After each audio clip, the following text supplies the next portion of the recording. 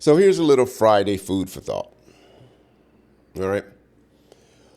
Back in, what was that, 2020, 2021, when all the stuff was going down and with the Confederate flag and all that, when I would get in discussions / debates with people about what it represented. All right. And you had the people that said the Confederate flag was not about racism. The Confederate flag is about heritage. Okay. Now, I don't necessarily agree with that because the heritage of the people that flew the Confederate flag, obviously, comes down to one that wanted to keep slavery. But I would give them that concession and say, hey, okay, it's about heritage. But what happened was there were certain groups that came along and started using that flag as the symbolism for their hate group. And the heritage people allowed it. And over time, that flag became a symbol of racism. The horse is out the barn, and so you can't take it back and fight now for it to be heritage and not racism. Let's move on to 2007, 2008, right? The Tea Party came along and they were very anti-Obama in a very radical, extreme way, basically a racist way. And they latched themselves on to the Republican / conservative party. And in the beginning, 2007, 2008, they never said, no, this is our party. This is not the way we operate. Go get your own party. And over time, the Tea Party became the MAGA group. They became more extreme. And they took over the Republican / conservative party, along with QAnon and all of the other things. And the Republicans never said no. And so what's happened is now Republicans are upset, our conservatives are upset when they're being grouped with people who proudly represent racism, Nazism, fascism, and authoritarianism, if that's a word. And they want to say, no, no, no, that's not it. And I agree.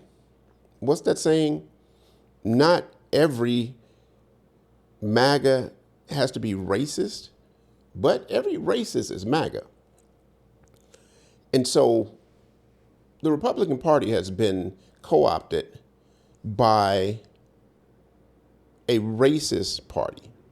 And now a lot of times, to be honest with you, if you say you are Republican or conservative, a lot of people say you agree with racism because you let it happen, or they let it happen. Because I'm not sure a lot of conservatives are watching this, but they let it happen. Move forward to 2025. The same thing is starting to happen, and I should say again, with Christianity. American Christianity is being co-opted by white Christian nationalism.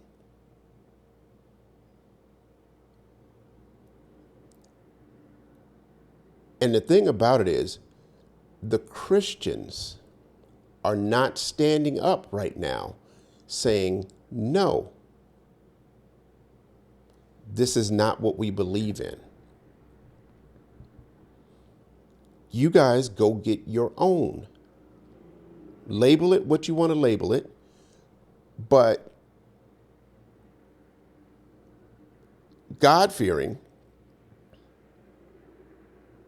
faithful, loving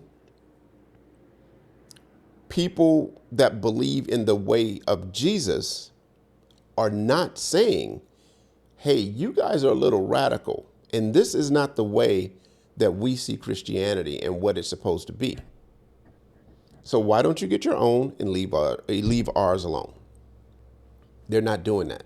And now Christianity is being co-opted and taken by radicals.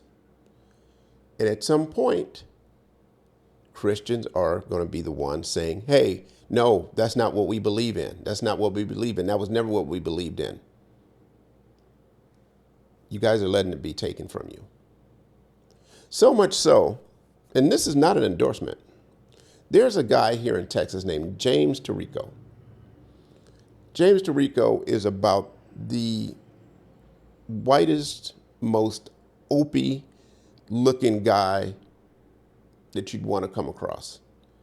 And he is a devout Christian. And he's the Christian that the Bible says you should be. He's the Christian that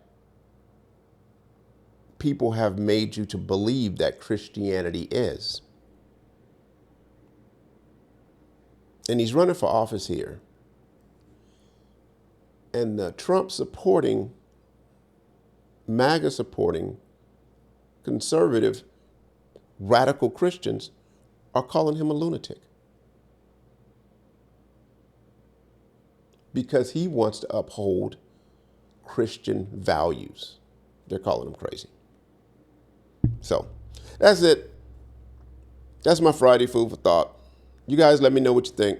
All right? Until next time, peace.